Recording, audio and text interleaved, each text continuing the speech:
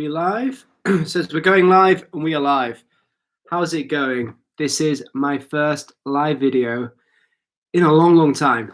I thought I'd do a live video today because I've got the time.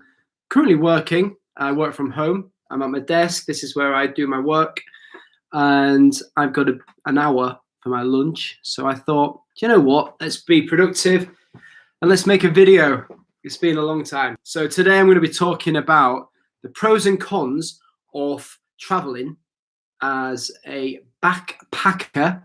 That's backpacker with a rucksack versus bike touring. I got this message.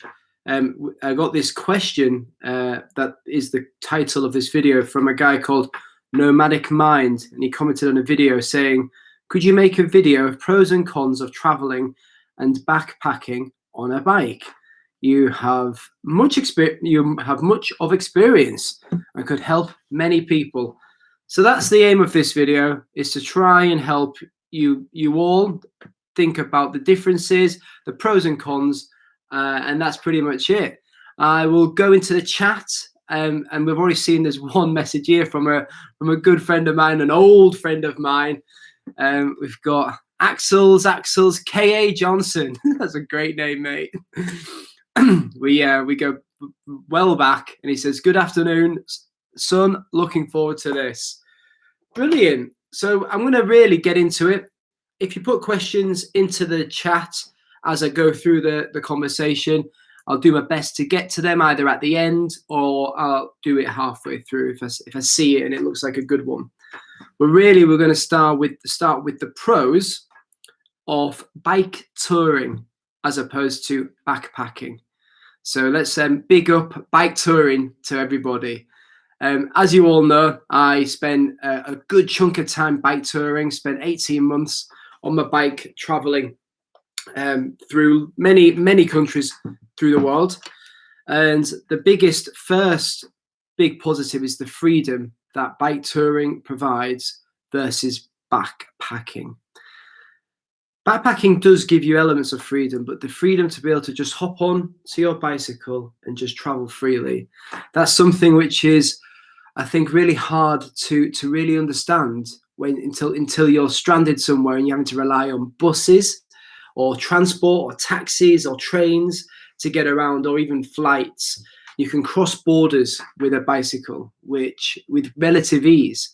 In somewhere like Europe, a bike, you can really travel around through a number of countries in Europe in quite a short space of time, which really does add a lot of freedom to being on a bike. So I'm going to say big plus on the freedom aspect of riding a bike on a bike trip as opposed to backpacking.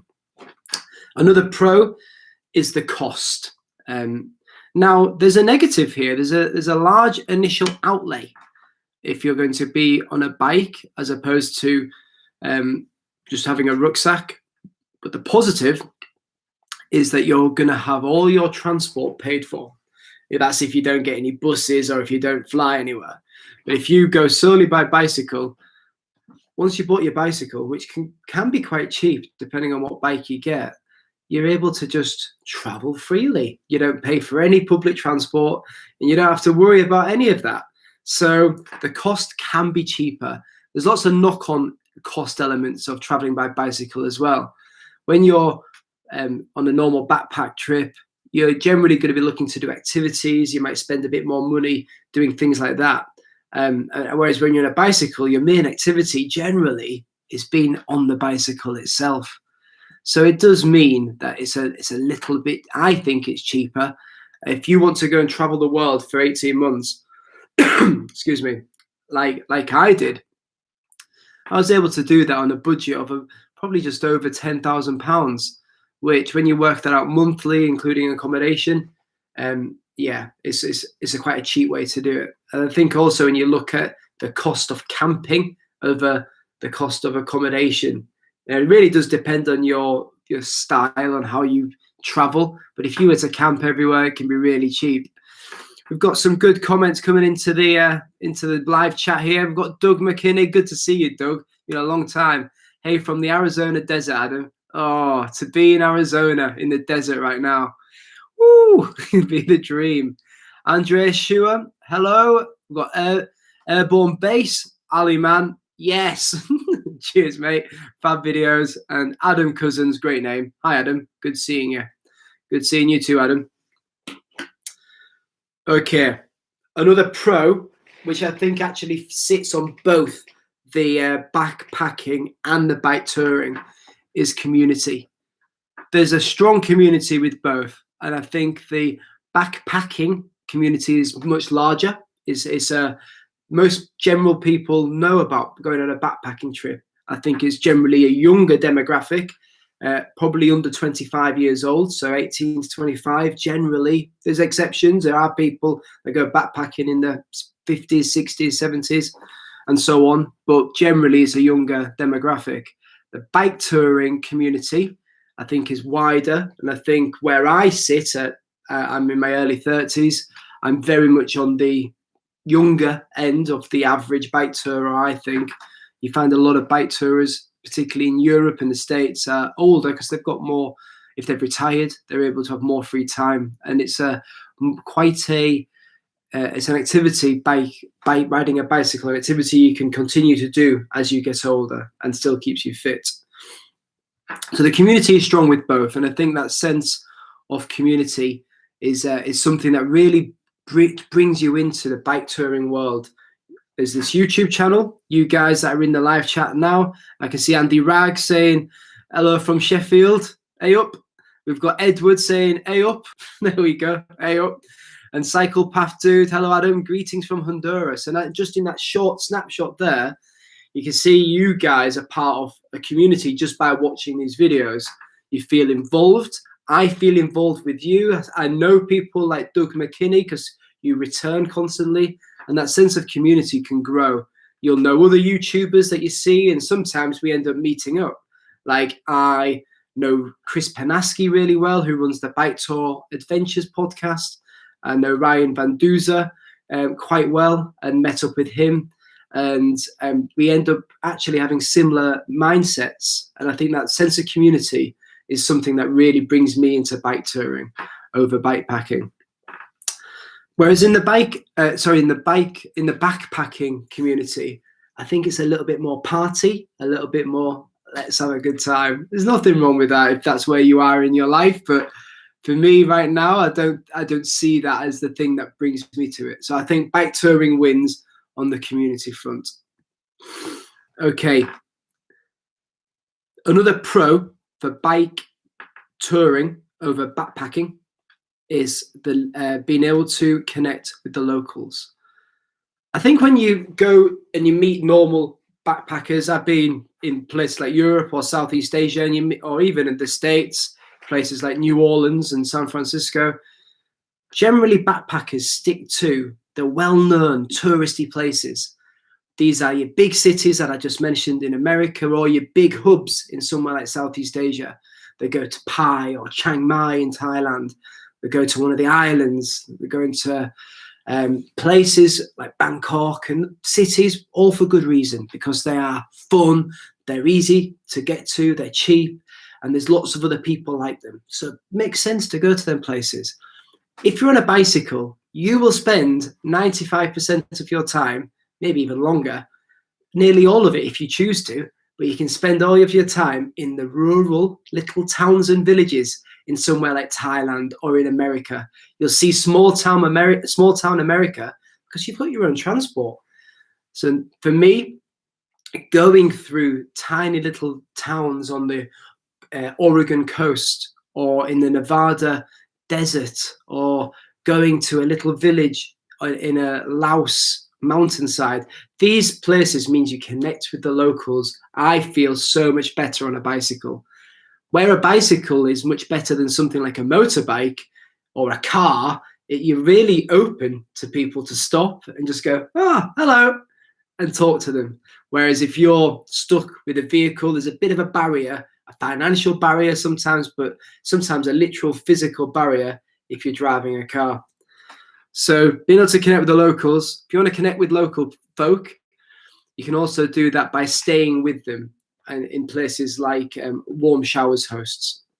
And that exists with the backpacking, the backpacking community have that with regards to couch surfing, which there's a lot of, I've not couch surfed myself. I've warm showered, which is effectively very similar, other than warm showers is really for bike tourists. So it means that people you're staying with understand what you're doing, they understand how you've come, and they understand you're only going to be there for a day, maybe two tops. Whereas a lot of couch surfers get a bit of bad rap for being a bit creepy.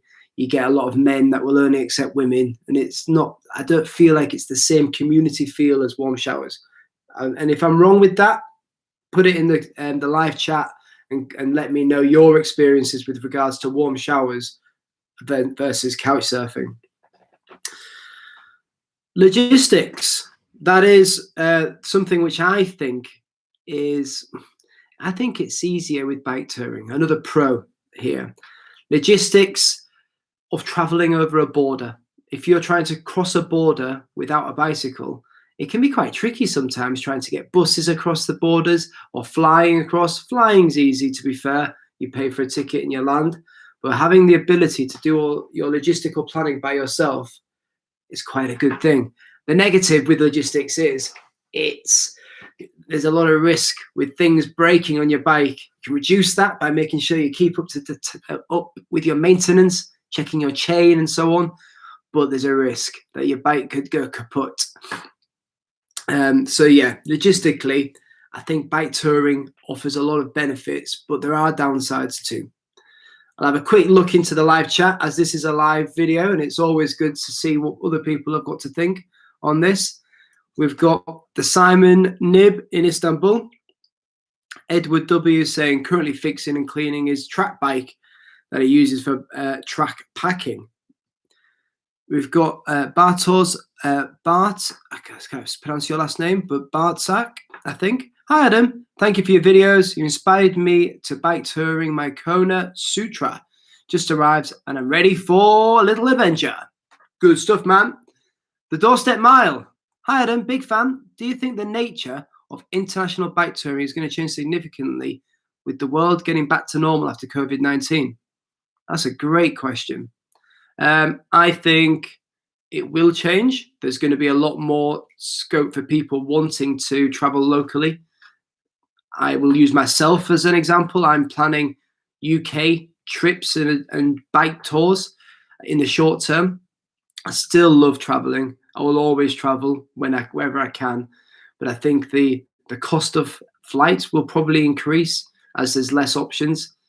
And I think there's going to be a lot more restrictions on getting into other countries and having COVID tests, which will make it very difficult to cross through somewhere like Central Asia, going from Kyrgyzstan to Tajikistan to Uzbekistan, having a COVID test within the correct timelines to get through them countries. Now, if the vaccines are universally accepted and there's a way for people to cross borders having had the vaccines, it'll probably create a class divide effectively of people that are Western, rich countries that have had vaccines are able to travel freely. And there's countries where people, like most of Africa at the moment, haven't had ready access in the same scale as we have in the UK and other areas of Europe and the world to vaccines. And that's a shame. It's going to be something which will probably affect us in the next 10 years, probably. So that's my thoughts on that. Good morning from Alabama, from Sharon Marks. Brendan Sullivan saying, getting ready for the spring bike season in New England. Good stuff, man. Guy Thompson. Hi, Adam. What's the all-up weight of your bike when touring? So here's something, when you talk about logistics of a bike touring versus bike packing, when I was carrying a rucksack, the weight of that rucksack would probably be tops 20 kilograms. Tops, maybe 25, but that's carrying a big, heavy sack. And in there, you might have a sleeping bag liner, a lot of clothes, maybe a laptop and some camera equipment and your toiletries and so on, and a few souvenirs, but you're carrying that on your back. And it's heavy and it's tiring, especially if you're yomping that around in a city or a town and you're going between places. A lot of the time you're going to look at ditching your bag and maybe just having a smaller carry sack. But the good thing about a bicycle is my bike the weight of it was ridiculous sometimes. I'd be carrying at least 10 kilograms, maybe more of food if I'm in a remote area. My panniers, I think I weighed them at the time. Oh gosh, and I think they were probably around 25, 30 kilograms between them, maybe 15 in each. I'm pulling that from memory, so maybe not fully accurate, but in my bike touring gear video, the big one, the biggest video on my channel, I have the weights in the description there. And yeah, so I think the logistical aspect of being able to carry all your stuff on a bicycle, not on your body, is a big positive to traveling in that way. So yeah, the overall weight only really matters, I think, if you're really set on going fast and hard. For me, I'm all about comfort. I love to have a nice thick sleeping bag. Or there was a point when I was so cold in Nevada because I was really high at night. The altitude's quite high, or the elevation. You're at about nearly 2,000, maybe 2,000 meters. It's the desert, and it just loses all the heat. And a guy in one of my videos, I don't think I videoed this actually, but he lent me a blanket which had a wolf design, like a wolf face on it, which was quite cool. Really thick blanket. I gave him a load of food in exchange. He was ran out of food. I gave him all this noodles and pasta, and he gave me a blanket because he had loads. Oh, my sleeping bag with this blanket over me was the absolute dream. So there we go. Another pro con against a bike backpacking versus bike touring. Something that I love is the being outdoors every single day. I think that's something which only a bike trip can really bring in that sense. You could be walking and hiking and have the same, and actually that's amazing. But I don't think we're really talking about comparing walking versus backpacking. We're comparing a standard backpacker that's going around Europe to travel. And I think they will often spend a lot of time outdoors, but nowhere near the same amount of time you're going to spend on a bicycle. The fitness aspect is another great part. I think traveling for a period of time, knowing you're gradually getting fitter, is such a good feeling to make you feel like you can have that little treat and you can eat as much sticky rice or mango or whatever, chocolate cake or ice cream as you choose. And I love my ice cream, as you can probably tell. Okay. Another pro or con is that sense of purpose. It's something which, when you look at the needs of humans, having this sense of purpose is seen as something that humans, when they have their basic needs met, is something they really desire and want. And it's something you see a lot of people talking about. For me, being on the bicycle brought that about. I had this strong urge and desire, sense of purpose. I think if you're backpacking, it can quickly go. And I think typically people kind of get a bit tired of it quicker because you're kind of just drifting around without a real physical goal. Whereas for me, traveling by human power from A to B has a real sense of purpose. This is for short and long journeys. So if I was to cycle from, I don't know, I was talking, the first person to comment in this live chat is my friend Axelis, K.A. Johnson. And we was talking the other day about, or today actually, about cycling the coast to coast, cycling across England. Real sense of purpose to be able to go from one coast to another coast in a country. Doing that in America, much bigger coast than the UK, Land's End to John O'Groats, or to cycle a route that you've devised, and it's the purpose there. And that accomplishment, or in my case, very often the failure to accomplish a goal. And it can be humbling, it can teach you other lessons about how you prepared or how you either was resilient through a challenge. But I think having a goal and having a purpose through an adventure, through a way of travel, it completely trumps what backpacking is as far as traveling goes. So yeah, for me, bike touring is the clear winner there. Let's have a look at the comments. What have I missed? We've got that in the channel. You've missed probably me talking about the pros and cons of bike touring versus backpacking. generally freedom, cost, community, the logistical aspects, fitness and purpose is what we've covered so far. I'm going to be moving on very soon to the cons of bike touring, the negative aspects. Toronto, Canada, from Joseph Illingworth. Toronto, Canada. Love the videos. Just got my Masai Giramondo going on a 350 kilometers through gravel roads is on. Man, that's amazing. Sounds great, Canada, to be on them gravel roads. Amazing. Planning a trip south to North Wales. Any tips? My tips, mate, is to have, yeah, it's hilly. As you'll know, Wales is very hilly.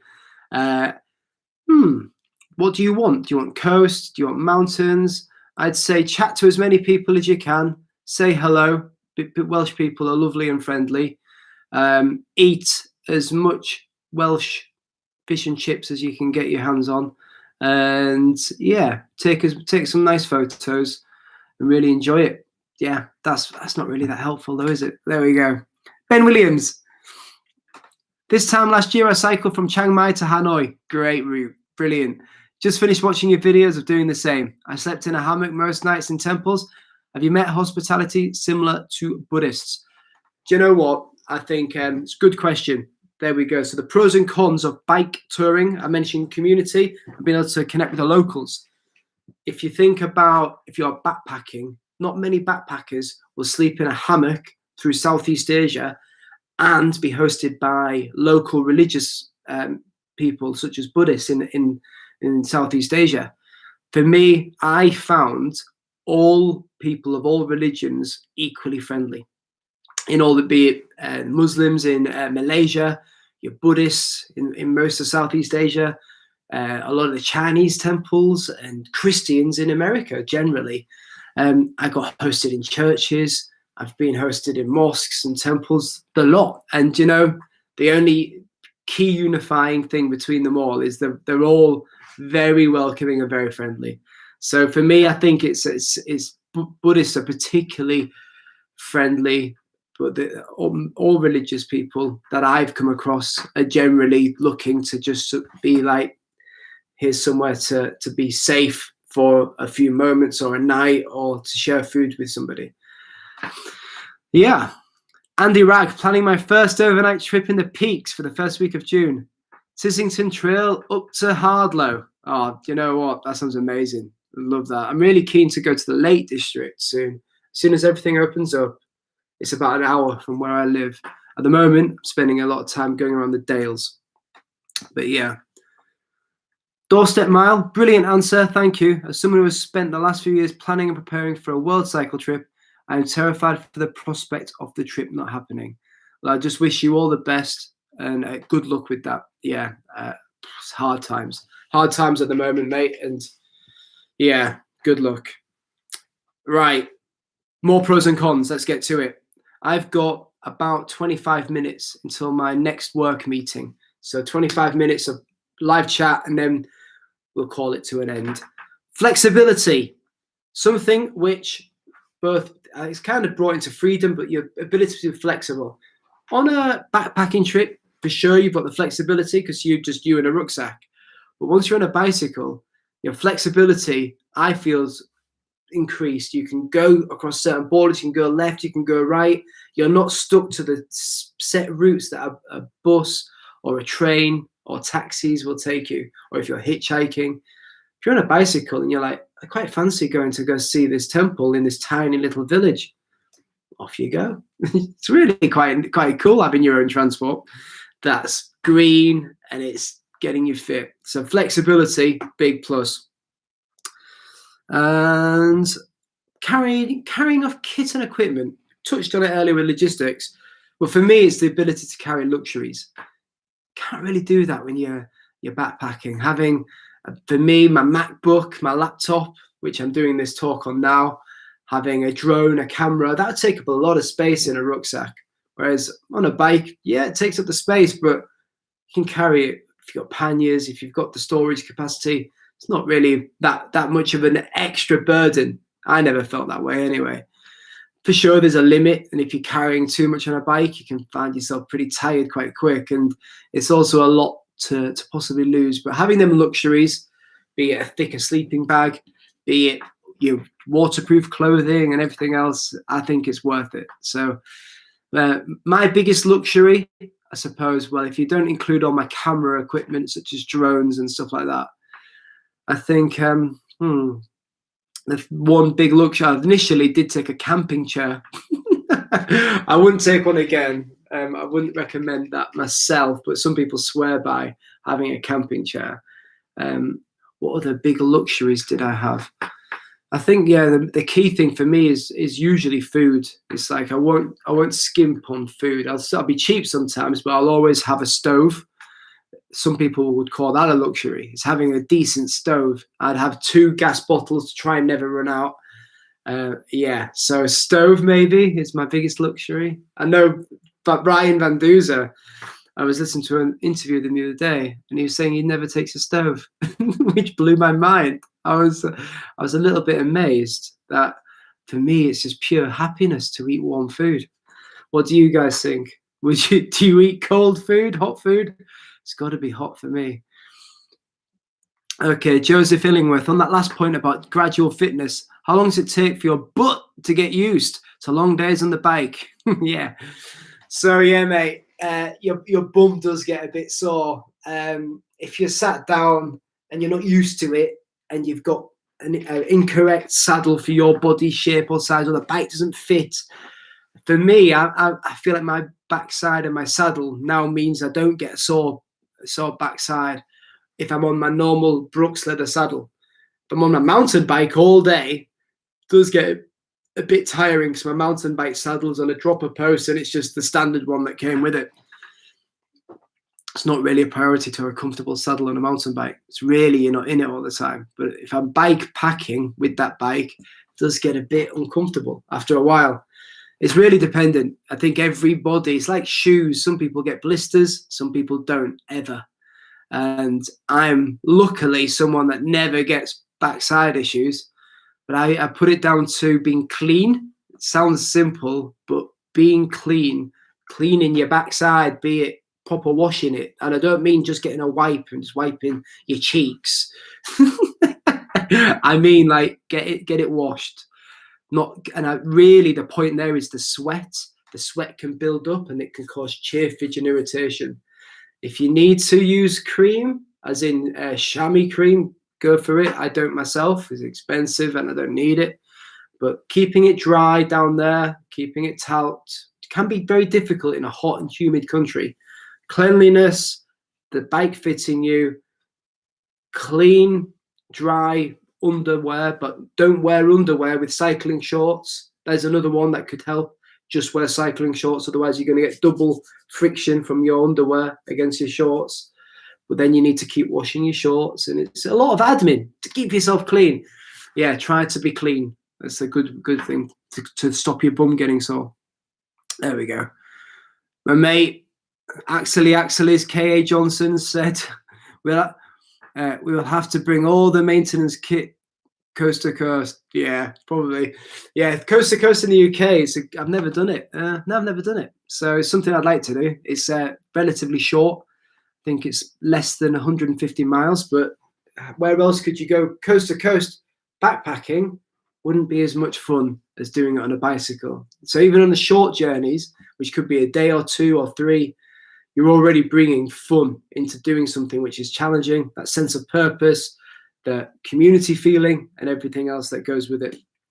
Some of the cons with backpacking, so cons against bike touring, it's physically tough for some people. Some people not so much.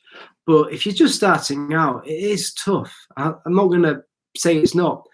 And that's part for me of the positive, particularly at the moment where I'm not biking as much, feel myself being a bit more unfit. Whereas if I'm riding my bike every day, I feel fit, active, and good to go. You're exposed to the weather and the elements. You don't, if you're backpacking and it's raining, you just go inside. Whereas if you're on a bicycle, it's not always possible. So you've got to have good kit and equipment to be able to get your hood up and to be in your waterproof jacket, to keep pedaling or to take a break, have a good tent if it's really horrendous so you can just rest from the bad weather. But if I can really count the really horrendous rainy days on my bike trips, they've been less than 10 out of hundreds of days.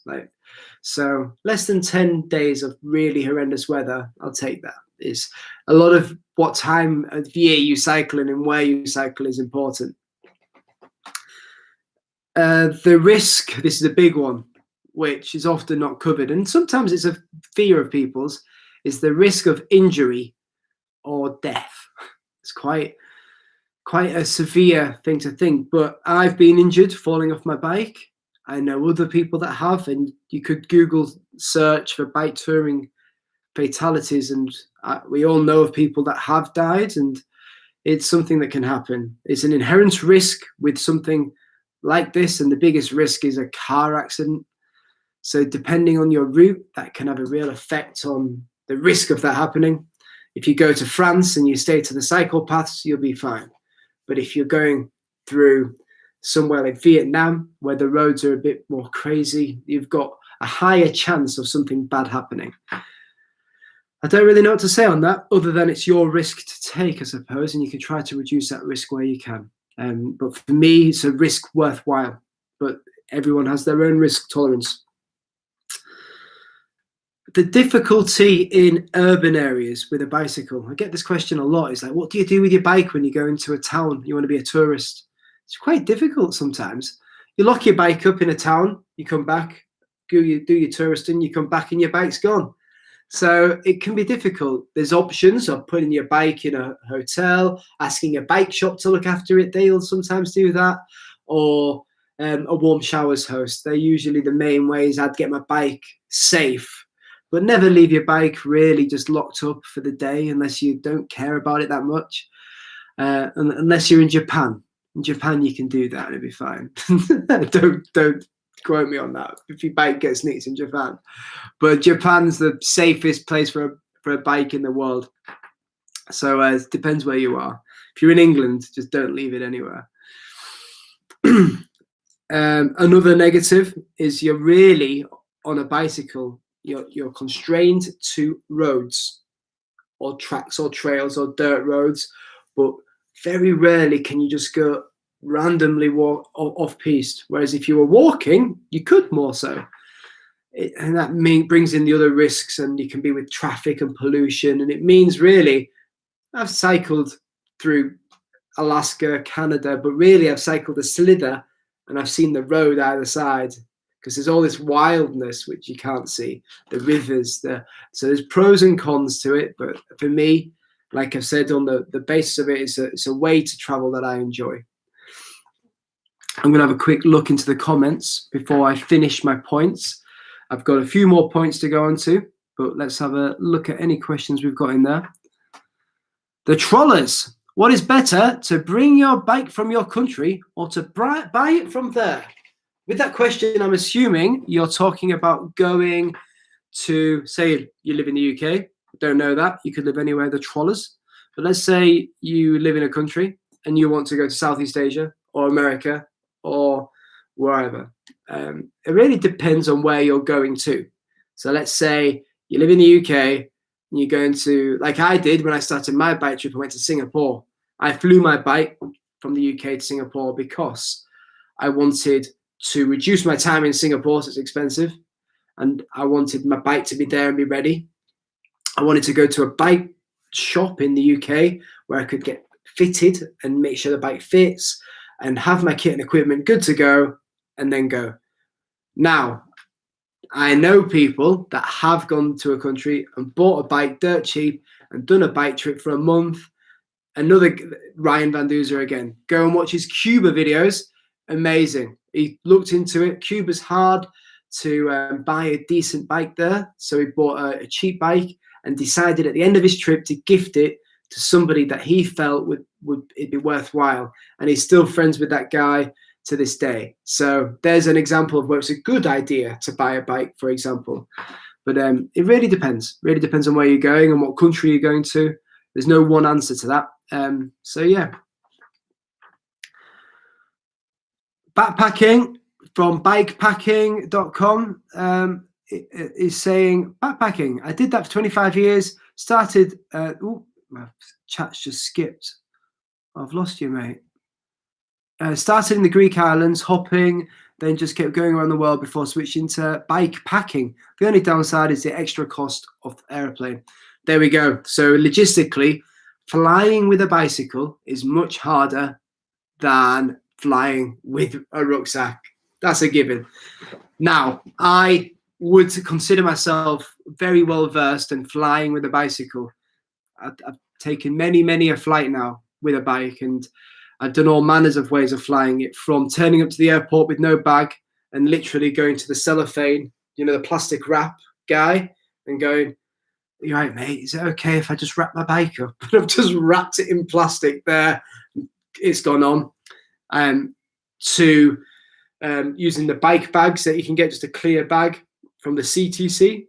If you Google CTC bike bag, it's a clear bag, costs about £15-20. Throw that on. You reuse it a good few times until it's battered. It's quite good as well if you're throwing your bike in the back of a vehicle, if you're at home. But the best way I found is using a cardboard box. That's the way I do it now. I'll go to a bicycle shop or phone all the bike shops. Usually the first one or two will have a bike box. Ask them if they've got any boxes from bicycles they've recently sold, and they always do, in my experience. Even in Japan, I did that. In Paris, I've done that. I've done it in New Orleans. It can be difficult sometimes getting the bike with your box to the airport. That's a challenge in itself, and there's no easy way to do that. I have strapped the box to the back of my bicycle and then just cycled to the airport 5-6 hours before, and then taking my time to take apart my bike, put it in the box, tape it up. I have to take the tape with you. Don't go to the airport without the tape. And then off it goes. So yeah, there's ways and means, but it is logistically trickier. So how do you change that? Don't fly as much. Don't fly if you can help it. Does limit you if you can. Can't fly. Like, for example, I go to Kenya in the summer. I work in Kenya, so I'll be going to Kenya in June. I'll go to Kenya again in September. I'm keen to take my bike to Kenya and do a bike trip, either at the beginning or at the end of one of my work stints. And I will have to fly my bike there. And I might just leave a bike there and have a bike in Kenya that I can always use, because I'm going to be spending about half the year there. So anyway, that's all about me. I'm going to turn that light on. Any last comments? I'm going to read these last comments. I've got 18 minutes left before I need to go to my next work meeting. My lunch break is almost over. We've got Mansai Nini. Hi, Adam. Do you have any thoughts on safety for a solo woman traveling backpacking versus bike touring? Good question. My girlfriend, she bike toured from the UK to Malaysia, and she's the best person to ask, but I've obviously talked to her about this, and her thoughts really were, for her, she, I suppose, didn't take any different measures to what any other person would take.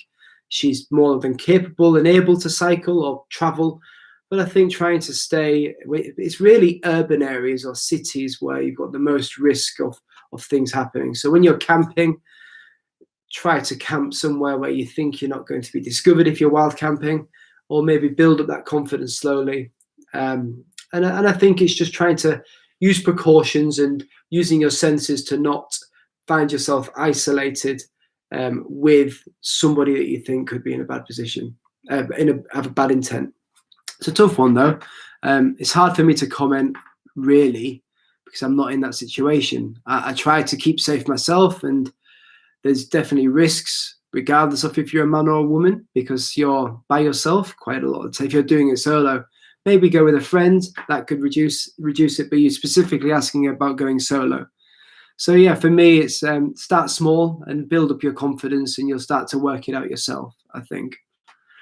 Robert Johnson, will you ever do another long trip? The answer to that is certainly at some point, not in the near future. I think at the moment I'm really keen to I'm really enjoying working, enjoying being back in the UK at the moment, in Yorkshire in the north. but I do plan to do some trips, be it a month long. I'm hoping to do some shorter trips this year. Maybe December. I'm looking to do a trip in December, be it Southeast Asia or somewhere like that. So let's see what happens with the world, really. Crown Jewels, how's it going, mate? Not been on my bike for months, gagging for it. Bike bags over rucksack any day. Like it. Good stuff, man. Brendan Sullivan, skip a camp chair, bring a small tarp to sit on. I'd agree with you. Good comment, that. Just having somewhere dry to sit is really all you need. I agree with that. Really do agree with that. That's basically what I do. And rather than bringing a tarp even, maybe a ground sheet for your tent, just have that accessible. You can take that out. Same thing basically. Doorstep mile, hundreds of Mars bars. Andy Rag, cold food. Had enough of hard routine. Wearing the gym. Yeah, always have a hot scoff. It's the only way forward. I've been asked there by a good friend again. Adam, what bike do you use for road, mountain bike, or touring? So for bike touring, I've got a bike that's designed for bike touring. It's a Surly disc trucker. I will have that bike forever. I don't think I'll change that bike. I really like it. And it's all fixed up. It's good to go. I ride around where I live with it. I go to town. I fill my shopping in my panniers and cycle home. But I've also got a mountain bike, and that's really for fun. I did take it on a bike packing trip, which was through Yorkshire up to the North Pennines, and I've done a few other small trips on that. So yeah, that's basically it. I've got a question here by Reese. Have you ever had a dynamo or charging setup? Nope, I haven't. And everybody I've met that's had one has got nothing but complaints about them. I'm sure there are people that love it, but everyone I've met on a long bike trip, either it lets water in and it corrodes, or it just goes faulty. And I'm sure there might be good ones out there. Now, this was a few years ago, and the technology changes quickly. So 3 years ago, the dynamos will be different to now, hopefully. So try it. For me, I'm not that bothered about harnessing the power for my electrics.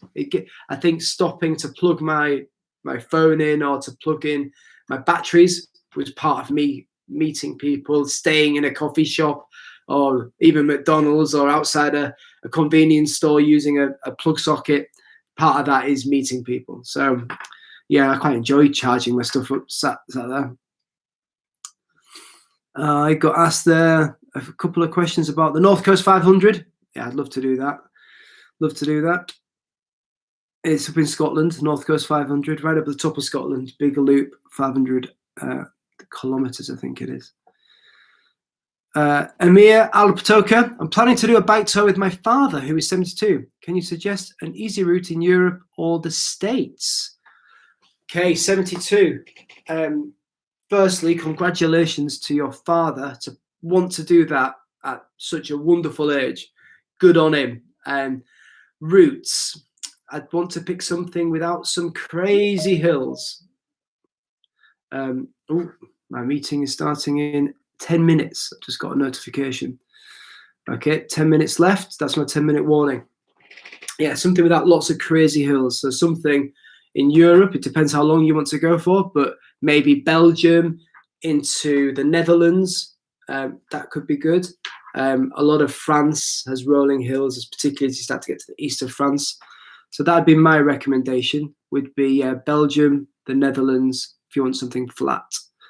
Denmark, even, you could do something like that. Maybe follow the coastline through the Netherlands to Denmark.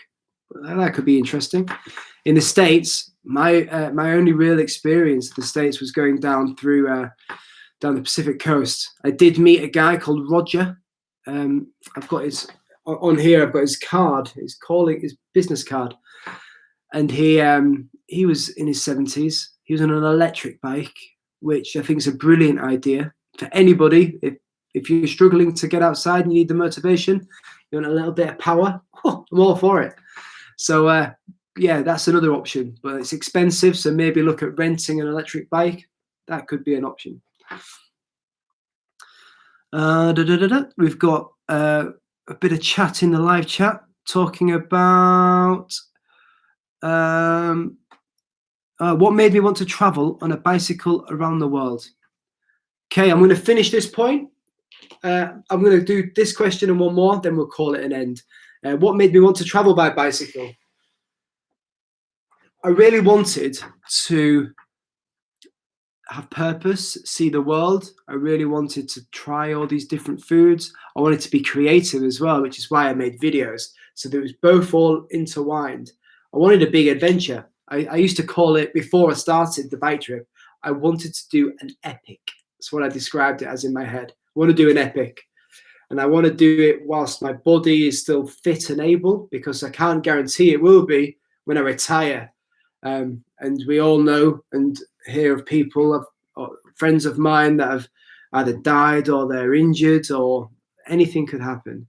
So for me, I was like, I can only guarantee my health today. Let's do it as soon as I can.